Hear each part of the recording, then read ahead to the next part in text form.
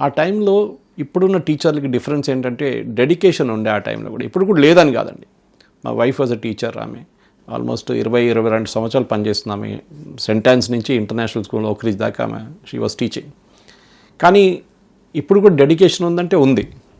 కానీ పిల్లల ఎక్స్పెక్టేషన్స్ మారిపోయింది, పేరెంట్స్ ఎక్స్పెక్టేషన్ మారిపోయింది. ఇప్పుడు ముందు ఎట్లా ఉందంటే పేరెంట్స్ టీచర్ని సపోర్ట్ చేస్తుండే. ఏమన్నా మన దగ్గర పీటీఏ మీటింగ్లు ఎక్కువ లేకుండా ఆ టైంలో అస్సలు లేకుండా. ఇప్పుడు పీటీఏ మీటింగ్లు ఏమంటే టీచర్ ఎంత తప్పు చేస్తున్నారని వాళ్ళు దే ఆర్ ఫైండింగ్ అవుట్ అన్నారు పేరెంట్స్. మన పిల్లలు ఏం చేస్తున్నారని చూడట్లేదు. ఆ టైంలో మనం కష్టపడి మన హోంవర్క్లు కానీ మిగతా చేసుకున్నాము, మన టీచర్లు మనం మోటివేట్ చేయడము.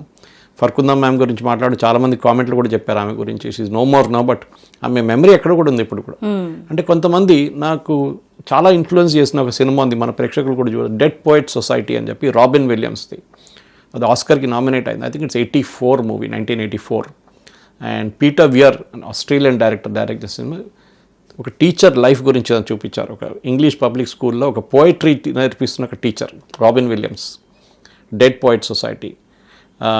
ఇన్ఫ్యాక్ట్ కార్పె డియం అనే ఒక వర్డ్ ఉంది, లాటిన్ వర్డ్. దాంట్లో that I used in my నా ఫేస్బుక్ అకౌంట్, ఇన్స్టాగ్రామ్ అకౌంట్లో ఎక్కడ ఉంది ఆ వర్డ్. అది దట్ సీజ్ ద డే అంటారు. ఒక ఆపర్చునిటీ వచ్చినప్పుడు దాన్ని పట్టుకోవాలి మనం.